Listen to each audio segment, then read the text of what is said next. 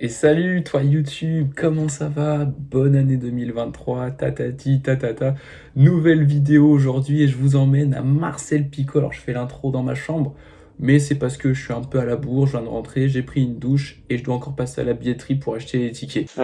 Je vous emmène donc dans cette ville où j'ai fait toutes mes premières fois, que ce soit mes premiers pas, mes premiers matchs de foot en tant que joueur, en tant que footballeur, voilà, dans l'arrondissement, dans le Grand Nancy. Le stade est certes pas à Nancy, il est à Tomblaine, mais on va y revenir plus tard parce que oui, Marcel Pico, ça a été la première fois, ça a été l'endroit où j'ai vu mon premier match de foot professionnel. C'était à l'époque où Nancy venait de remonter en Ligue 1. C'était en 2006. Je vous avoue que je me souviens plus contre qui c'était. Je me rappelle juste qu'il y avait eu 0-0.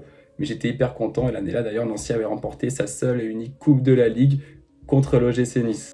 Comme tout enfant fan de foot, je m'étais attaché au club qui était à côté de chez moi et je suis très vite allé au stade, j'étais abonné, j'y allais dès que je pouvais car voilà, il y avait quelques trucs qui faisaient qu'un week-end sur deux, il pouvait que je ne sois pas là.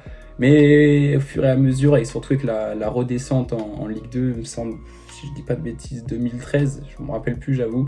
Mais ça a été un coup dur et j'avoue qu'à partir de ce moment-là, j'ai commencé un peu à m'éloigner de l'équipe avec toutes ces rumeurs à chaque fois de rachat et même le dernier qui a été effectif pour le coup. Ça m'a petit à petit éloigné de l'amour que j'avais pour ce blason, même si j'ai continué au fur et à mesure d'y aller quelques fois par an. Même là, l'an passé, que j'étais plus là, j'étais en Espagne, j'y avais été les voir en Ligue 2 d'ailleurs, ça avait été une belle défaite. Mais bon, voilà, comment mon amour s'est petit à petit atténué pour le club de mon enfance qui m'a pourtant tant fait vibrer étant jeune. En tout cas, aujourd'hui, on y va pour une rencontre de national. C'est la première fois que je vais voir un match de national. Nancy affronte Martigues, qui est plutôt bien classé par rapport aux Nancéens, mais à vrai dire, dans ce championnat de national où il y a quand même 6 descentes, il faut quand même souligner que tout peut se passer. Vous pouvez, en une victoire, vous retrouver à jouer la lutte pour la montée en Ligue 2 et en une défaite à être dans les relégables. Cela dit, je raconte un peu trop ma vie et on s'éloigne du sujet principal qu'est Nancy, le stade Marcel Pico, dans lequel on va bientôt se rendre d'ici quelques minutes. En tout cas, toujours est-il que cette enceinte a été construite en 1926, du moins inaugurée. Elle avait été lancée sous l'impulsion donc de Marcel Pico, un chapelier nancéen, fan de sport et qui voulait développer le sport étudiant à Nancy. Donc, ça n'a pas tout de suite été le nom de Marcel Pico, mais à l'époque, c'était le stade du Parc des Sports du pont d'Essey-les-Nancy. Donc voilà, c'était un peu long, mais c'était pour que les étudiants puissent y jouer, voilà, développer leurs pratiques un peu loisirs, mais aussi sportives, notamment avec le premier club qui y a joué, le stade universitaire, comme son année, comme on pouvait avoir à l'époque avec les stades dans les noms, on peut l'avoir en rugby, le stade bordelais, le stade français, etc. Bon voilà, il y avait le stade universitaire à Nancy, ça a été le premier club à jouer à Marcel Pico. Bon, je viens de dire Marcel Pico, mais le nom à l'époque était beaucoup trop long pour qu'on le répète. De toute façon, le nom actuel, c'est celui-là, et on parle du même stade. Donc, il y a eu donc, le stade universitaire, et il y a eu un autre club qui étaient tous présidés à l'époque par justement ce Marcel Pico, fan de sport. Et ensuite, il y a eu le FC Nancy. Le FC Nancy qui a été donc le second club professionnel qui a joué à Tomblaine, avec plusieurs joueurs connus, dont plusieurs internationaux, dans lesquels on peut citer Roger Piantoni, qui a d'ailleurs sa tribune actuellement dans le stade actuel de Marcel Pico. Et ils ont été plutôt gros, ils ont gagné 2 championnats de 2e division à l'époque, avant de fusionner avec le club actuel que l'on connaît, du Coës-Villers. D'ailleurs, le nom est toujours d'actualité avec le Coës-Villers. Avant de s'attarder sur la SNL, on va donner 2-3 infos sur le stade en lui-même. Donc Marcel Pico a donné son nom à l'enceinte à partir de 1968. Aujourd'hui, il peut accueillir à peu près 20 000 personnes en place assise. Il appartient à la métropole du Grand Nancy, donc se situe à Tomblaine. Mais il n'a pas toujours eu cette capacité de 20 000 places. Il a connu plusieurs rénovations. Au début, il n'y avait qu'une tribune et de fil en aiguille, on est arrivé au stade qu'on a aujourd'hui.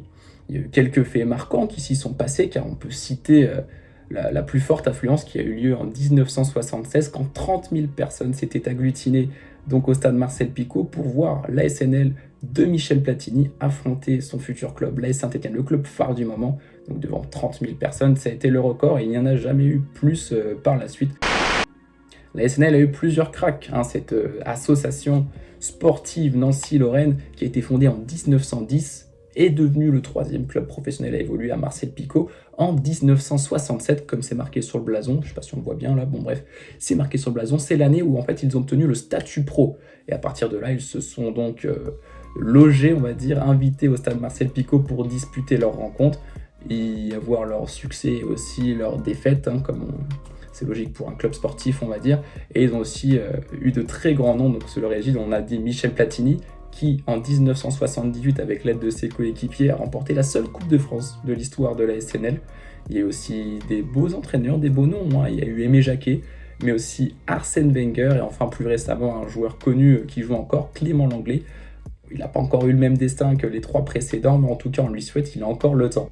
On peut aussi évoquer le projet de rénovation pour l'Euro 2016 qui a été avorté à l'époque. Pour ceux qui étaient abonnés ou qui allaient au stade, vous vous souvenez peut-être, hein, il y avait sur les panneaux d'affichage, sur les panneaux publicitaires, on voyait les plans du stade qui étaient prévus.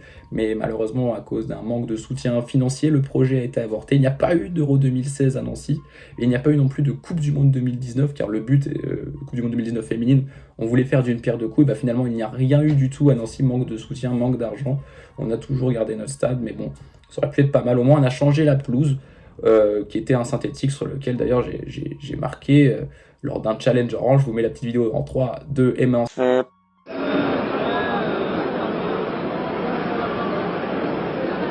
on entend toujours les supporters roumains dans les tribunes. Énorme 6-1 Enfin, en parlant de grandes stars qui ont foulé cette pelouse de Marcel Picot, on fera un aparté quand même sur cette journée de folie en 1988, lorsque Michel Platini a fait son jubilé à Tomblaine au stade Marcel Picot.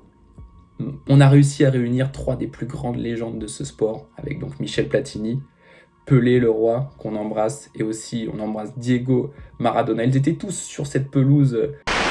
Allez, j'espère que cette petite présentation vous a plu. On se met en route, on y va et on verra il y a combien de supporters ce soir, car on rappelle, à Nancy, ok, on est en national, mais il y a la plus forte affluence du championnat depuis le début de saison, avec à peu près, souvent, on tourne autour des 7000 spectateurs moyens, ce qui est vraiment pas mal, hein, pour un club de national. On verra comment c'est, alors que le club est un peu dans la tourmente, on est à un tournant de la saison, on va voir comment ça se passe. En tout cas, j'espère qu'il y aura une bonne petite ambiance, surtout que la SNL va gagner.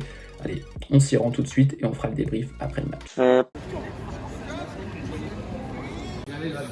On a des places, on est avec Max Tax, on est avec Pac et on est en quête de notre position. On va aller suivre ce beau match et Max Tax aura une belle anecdote à nous raconter. Peut-être tu veux la dire maintenant? Une super anecdote, la dernière fois que la Lorraine a rencontré Martigues, c'était en 1991, en D1 à l'époque. 1991, c'est pas, ça nous rajeunit pas. Max Tax, t'as une info à nous faire à donner à la mi-temps. C'était 2001 et pas 91. Ouais, c'est une erreur. Il n'a pas été professionnel. Bon, on est sur un test de burger et de frites très très bonnes. Sinon Max Tax sur les frites, Incroyable. c'est validé. Banger. 30 ans, ça se fête Max Tax. Ça fait plaisir. Bravo à eux.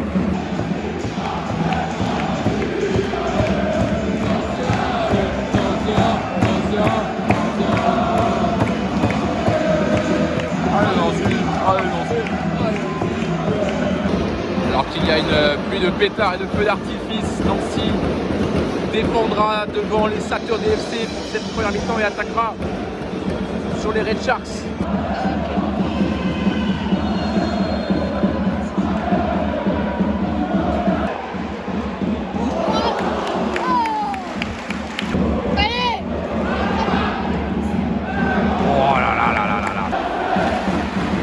Le spectacle est en tribune. Ouverture du score de Martigues. Sacré loot dans la lucarne. 1-0. 1-0 pour Martigues à la mi-temps. Ça sent le roussi pour l'instant. D'autant que Nancy a eu les occasions et se sont fait punir sur un éclair de génie. Bon, pour l'instant, on est sur un match, comme je le disais, où Nancy perd 1-0. Paco est dépité, Paco est content d'être là quand même. Mention spéciale au Saturday FC qui mettent l'ambiance malgré tout. On va voir comment ça va se dérouler en seconde mi-temps. Nancy attaquera devant nous, on espère voir des buts. En tout cas, c'est mal barré pour le moment. Et on est reparti de plus belle. Un nouveau tifo. On a vraiment une position pas incroyable pour voir les tifos. C'est sûr qu'il y a eu un feu d'artifice tout à l'heure. Si j'arrive à vous trouver une petite story, je vous la mettrai juste ici.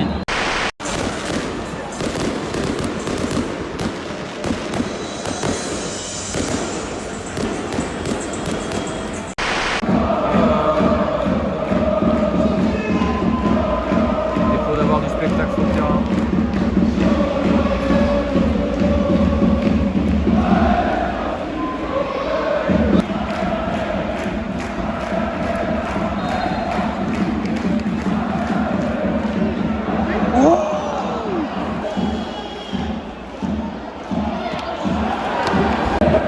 « 2-0 pour Martigues, alors qu'on nous annonce qu'on est 6700. La clim, il fait froid à Nancy.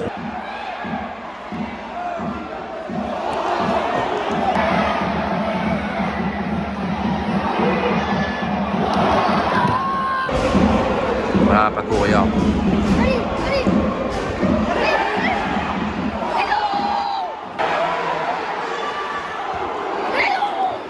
Il y en a trois.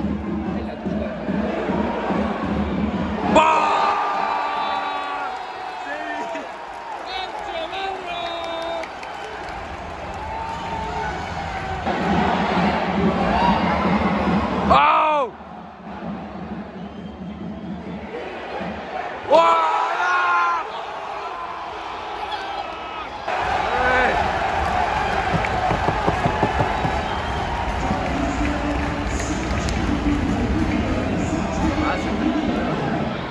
Bon! Ça va revenir. Et c'est terminé. C'est terminé. Victoire 2-1. Maintenant que Nancy a perdu, place au débrief. De toute façon, si on devait faire un court résumé de ce match, on dirait que Nancy a eu pas mal d'occasions, mais Nancy a manqué d'efficacité offensive. Et comme d'habitude, j'ai envie de dire que ce schéma de jeu-là, ce scénario de match-là, je le vois depuis que je suis tout petit à Nancy.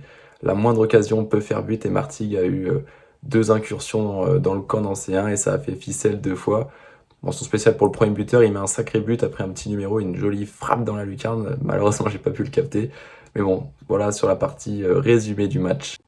En tribune, nous étions 6750, ce qui est vraiment pas mal pour un match de national. En plus, c'était les 30 ans du Saturday FC et ils ont mis une plutôt bonne ambiance comme vous avez pu le voir. C'était très sympathique, le spectacle était en tribune et là-dessus, c'est un point très positif. Et on a quand même vibré, on a cru à l'égalisation, mais bon voilà, ça s'est pas fait. Pour revenir sur le prix, on a payé 8 € chacun avec Maxime. Mon petit frère, vu qu'il a moins de 16 ans, il n'a pas payé, donc voilà, ça reste correct. La nourriture était bonne, donc ça reste une soirée mitigée avec du positif. C'était sympa quand même, l'ambiance en tribune, et du négatif avec la défaite. Sur ce, j'espère que vous avez bien kiffé cette première vidéo de 2023. Je sais pas trop à quel rythme ça sortira. De toute façon, cette chaîne, il n'y a pas de rythme. Vous avez pu le voir si vous suivez depuis le début, il n'y a aucun rythme. J'espère que vous avez bien aimé. Si c'est le cas, n'hésitez pas à mettre un petit pouce bleu, à partager, faites ce que vous voulez. En tout cas, bonne année, je vous fais plein de bisous et je vous dis à la prochaine. Ciao!